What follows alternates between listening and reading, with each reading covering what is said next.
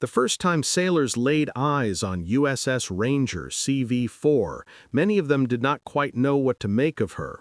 She did not look like the powerful carriers that would later define the Pacific War. She was small by comparison, narrow in the beam, and carried a flight deck that seemed almost fragile against the vastness of the ocean. She was a product of the early 1930s, a time when the United States was still learning how to build a true carrier force. Ranger was an experiment in steel, a ship built when naval aviation was still young, and few people believed aircraft could ever replace battleships.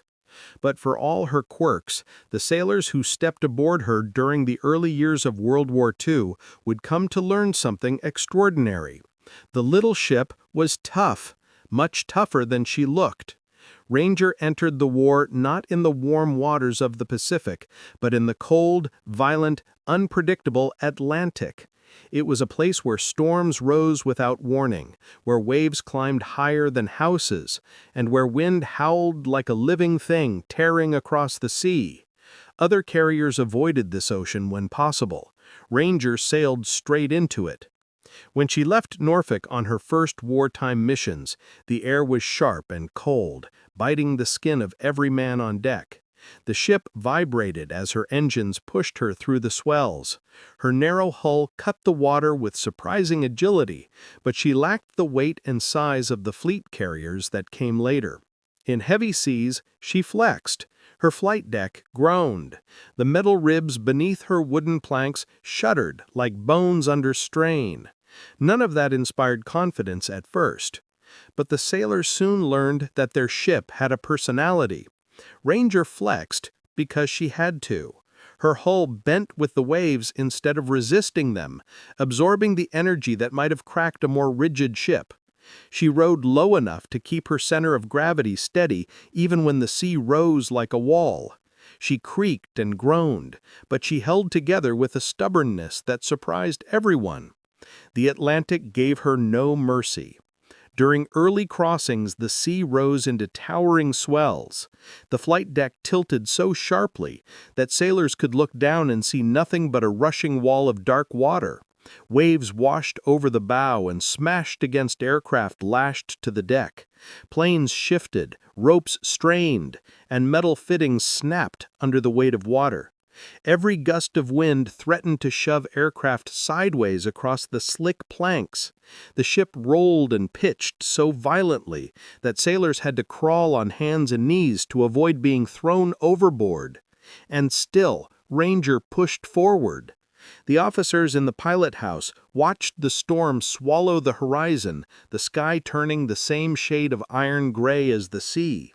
The captain ordered the ship to hold course.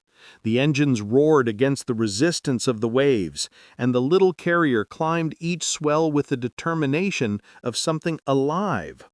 Down below decks, the crew could hear the hull bending.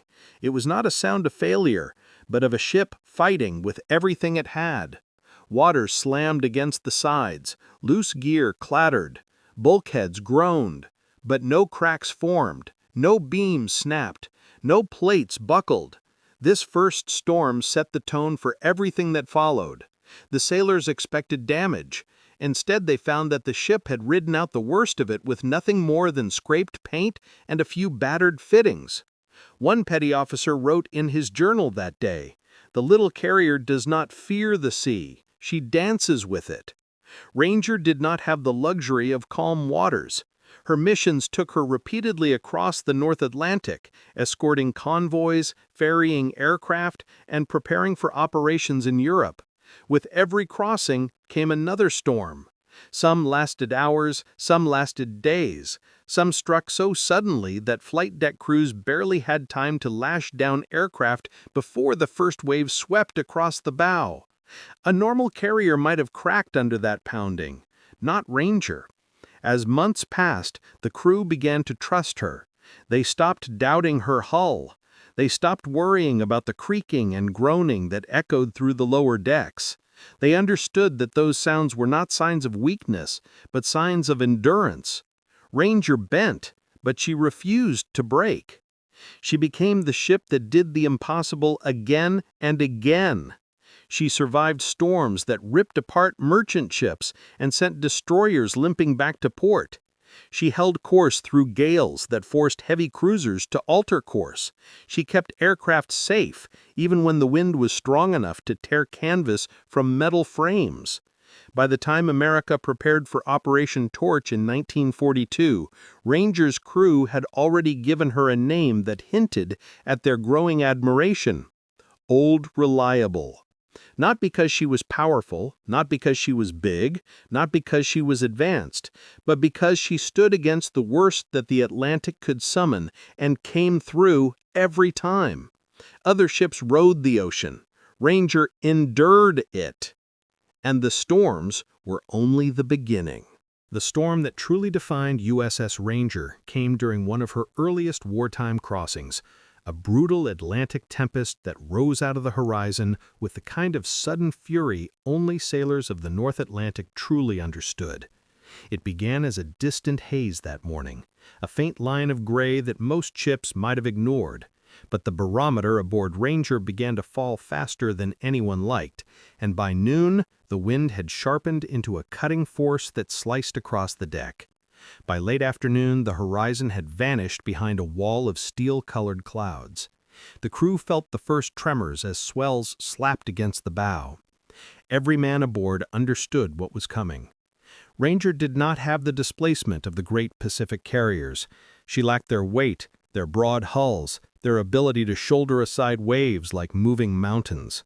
She was lighter, narrower, and rode higher on the water. In a storm, that made her more vulnerable. The officers on the bridge exchanged quiet looks. They had crossed the Atlantic before, but few storms inspired unease the way this one did. As the ship pressed deeper into the heart of the system, the sea rose under her like a living thing. Swells grew from 5 meters to 8, then to 10, then higher still. Rain began to hammer the flight deck in sheets so heavy they blurred the outlines of the aircraft lashed to the planks. Wind screamed across the ship, tearing at ropes, slamming loose gear and bending antenna masts with savage force.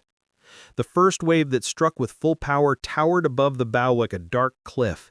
It crashed down with a booming force that sent the entire ship shuddering. Men grabbed whatever they could to stay upright. Tools clattered, doors rattled. Water surged across the deck and poured through scuppers in roaring waterfalls. Below decks, the hull uttered long creaks, the sound of steel bending but not breaking. It was a sound the crew had learned to trust.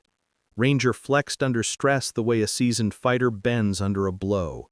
She yielded slightly, absorbed the force, then returned to shape.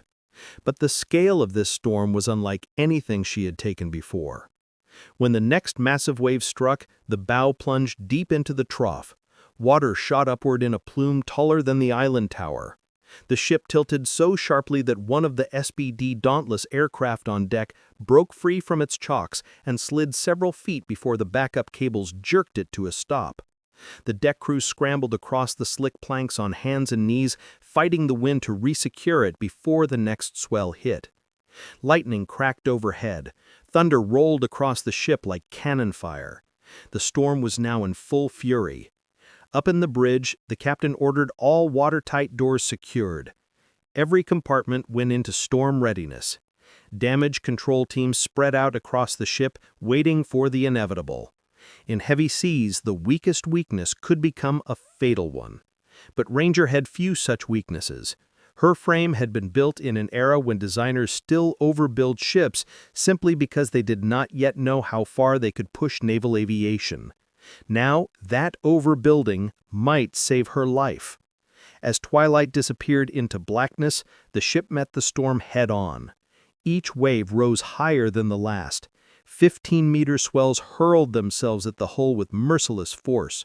The ship bucked like a living creature trying to climb out of the sea itself. The bow rose high into the air, hung for a moment, then dropped into the trough with a violent crash that sent shudders deep into the keel. Several sailors later said they heard a sound like the snapping of giant bones as the ship twisted under the strain. But when the lights flickered back to full strength and the deck steadied, it became clear that nothing had broken. The flight deck had bowed under the weight of the waves, bending downward, but it had bent the way a tree bends in a storm, remaining intact where a more rigid structure might have snapped. Below deck, the aviation crews fought to secure aircraft that shifted with each violent roll. Every loose object had to be tied down. Every cable had to be checked. Fuel lines were inspected repeatedly.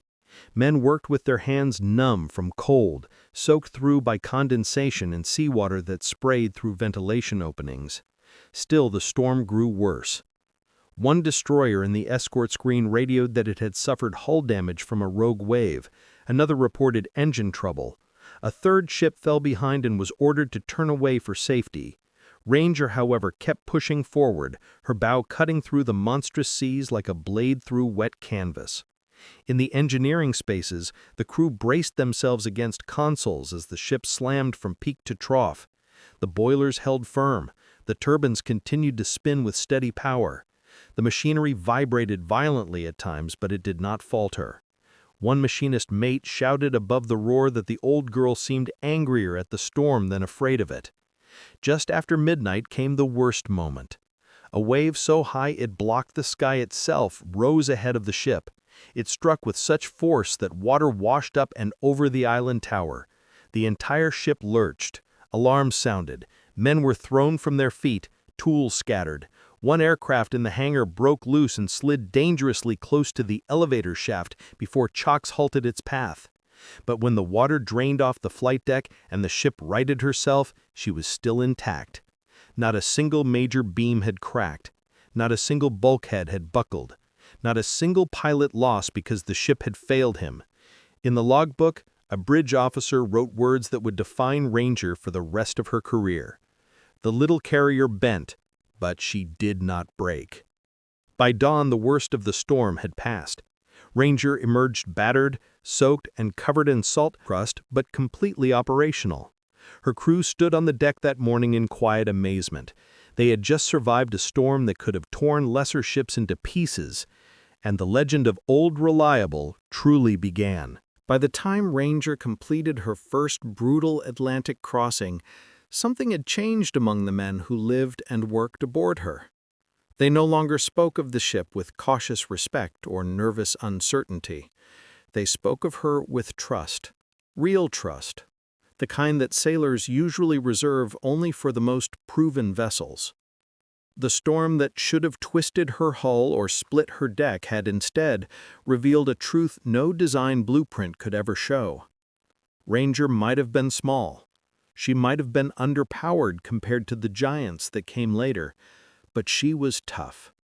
Tough in a way no one had fully understood until they felt her survive the Atlantic's worst fury and come out whole. The nickname began quietly. A machinist's mate in the engine room muttered at first when the ship steadied after the storm's final blow.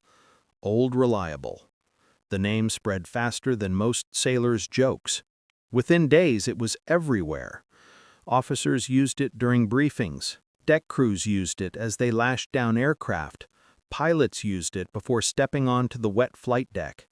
Even men who had once doubted the ship found themselves using it without irony.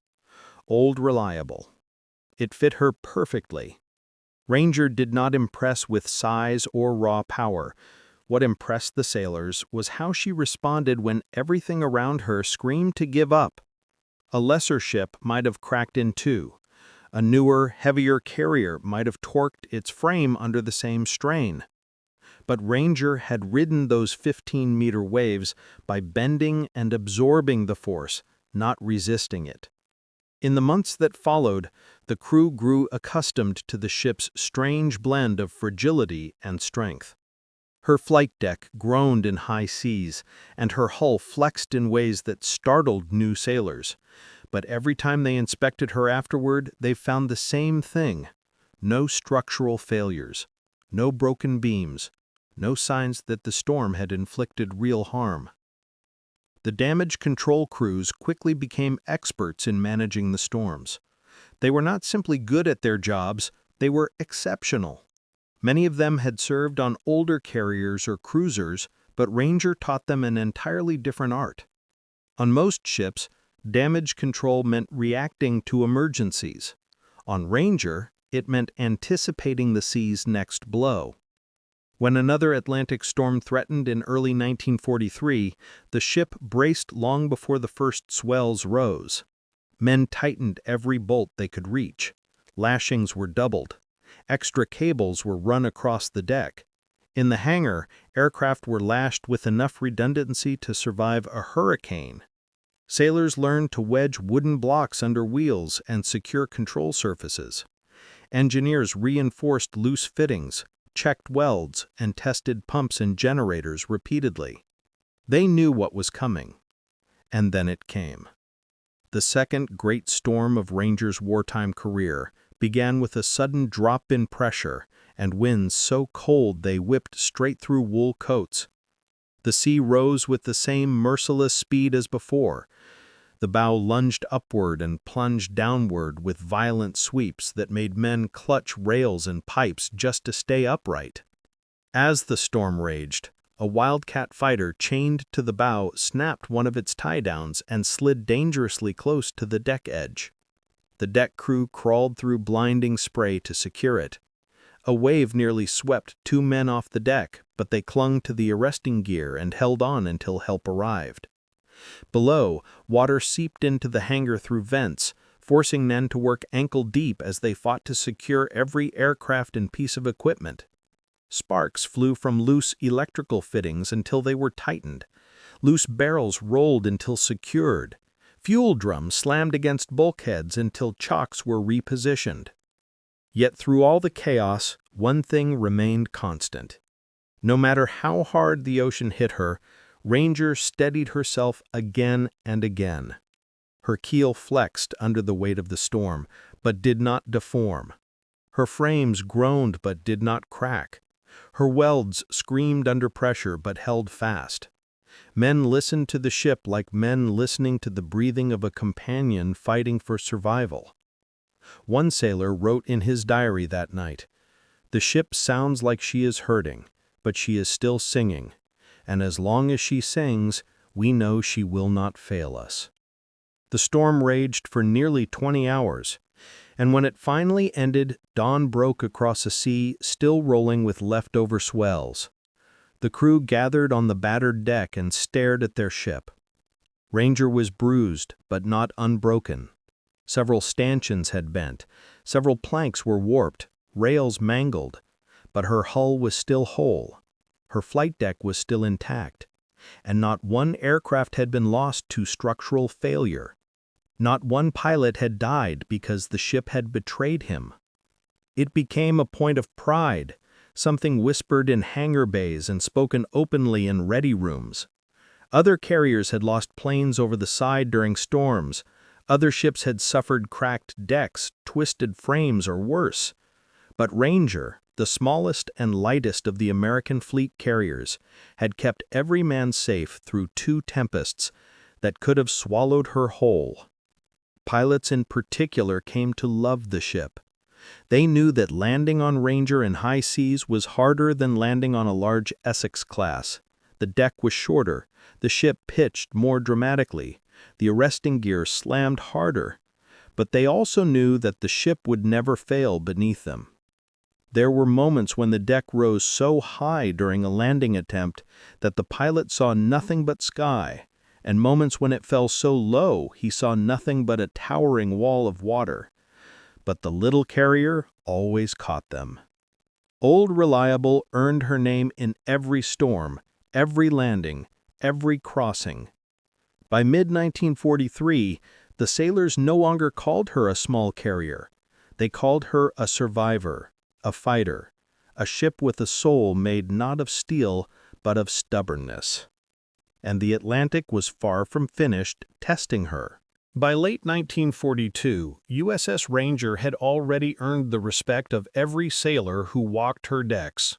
She had faced the worst storms the Atlantic could summon, and she had proven that she could bend without breaking.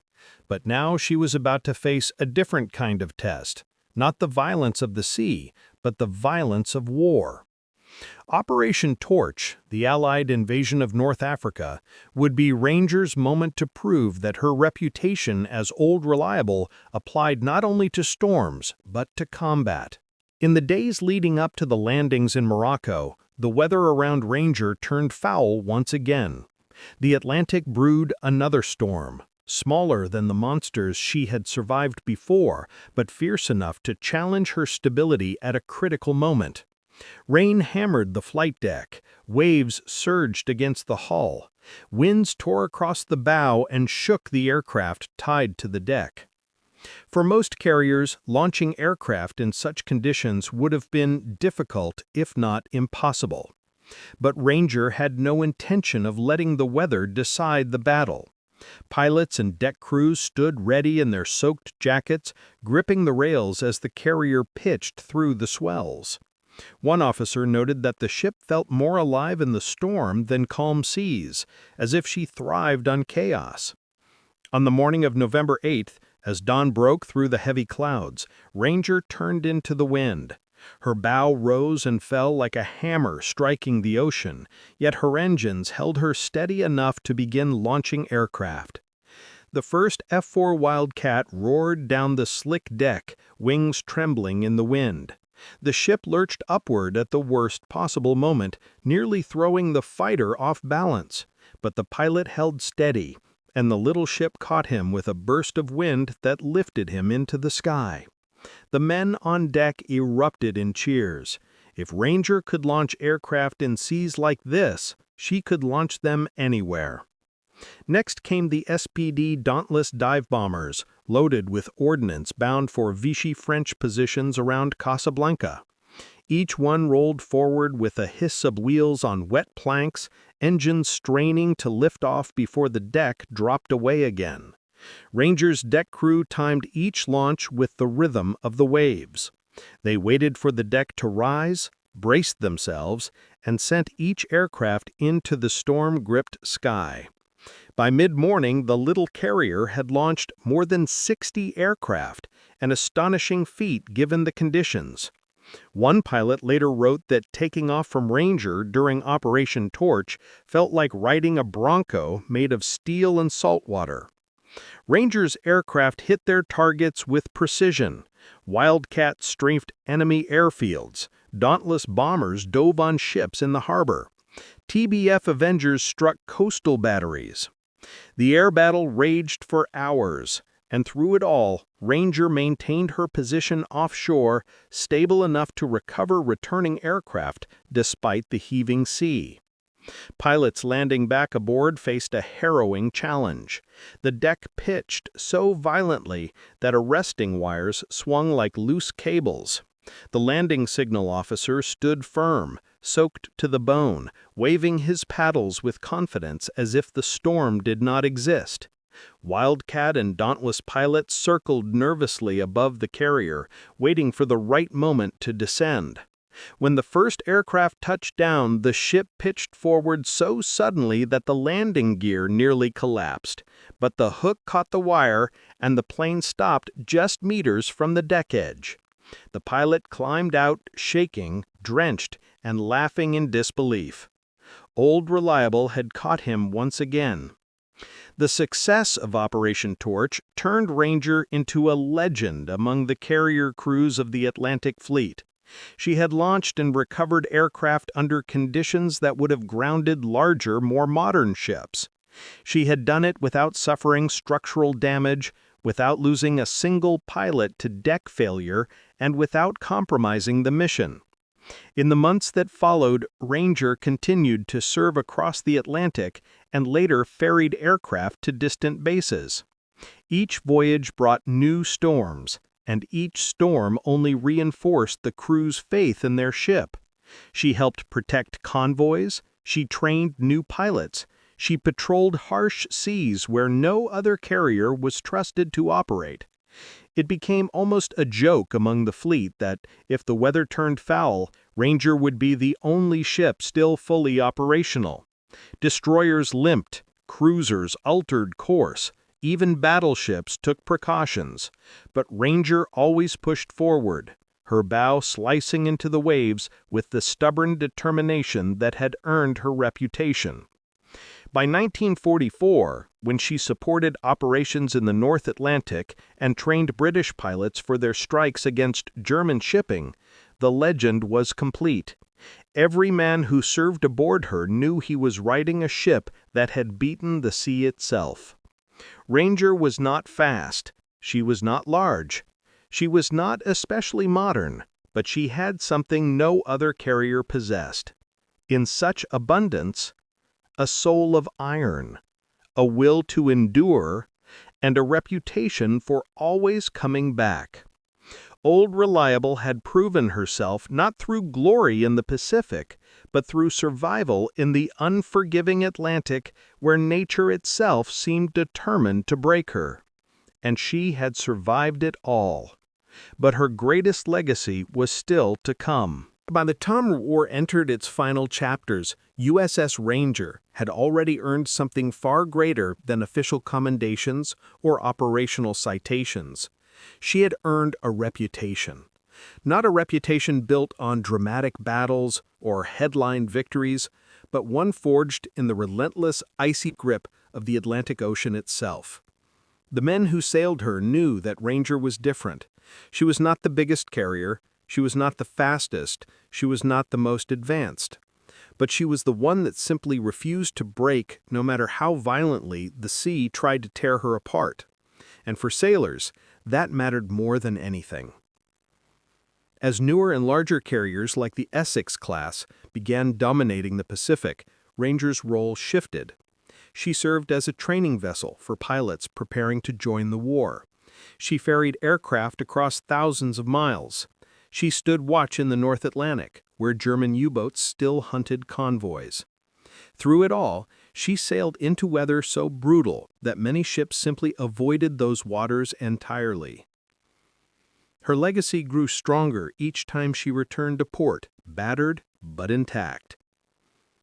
In the cold months of early 1944, Ranger weathered yet another storm off the coast of Iceland. The swells rose so high they seemed to swallow the sky. Some waves crashed over the flight deck with such force that aircraft lashed down in the hangar deck trembled from the impact. The ship rolled so far that sailors swore they could feel the deck tilt beneath their boots like a sliding platform. Yet despite the violence, Ranger stayed in formation while other ships were forced to slow or divert.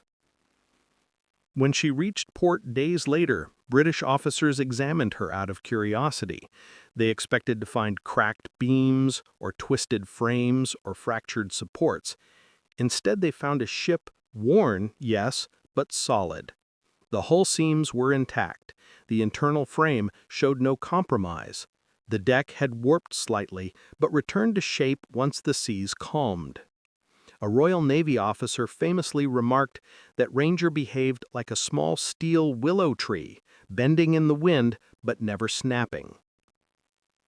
During one training operation in 1945, Ranger rode out a storm so severe that several escort ships temporarily lost power from the repeated pounding of the waves. One destroyer limped behind the task group, radioing that she had suffered hull damage from a rogue wave. Ranger, by contrast, pressed forward with engines steady and flight deck crews ready to respond at a moment's notice. The storm battered her, but like always, she survived without significant damage. Her pilots trusted her. This was perhaps the greatest part of her legacy. Ranger never lost a single pilot due to structural failure. Not one landing gear collapse, not one arresting cable failure attributed to hull deformity, not one deck buckling incident that hurled aircraft overboard. Pilots who trained on Ranger often said that if they could land on her in foul weather, they could land on anything. After the war, when the United States evaluated its fleet, many early carriers were retired quickly due to age or structural fatigue. Lightweight carriers, in particular, often showed signs of stress from the constant pounding of operational tempo. But when the Navy examined Ranger, they found something unexpected. Her keel remained true. Her internal frames remained straight. Her welded seams remained stronger than predicted. Her deck, though scarred and weathered, showed no structural fractures. Her machinery spaces were still clean, aligned, and mechanically sound.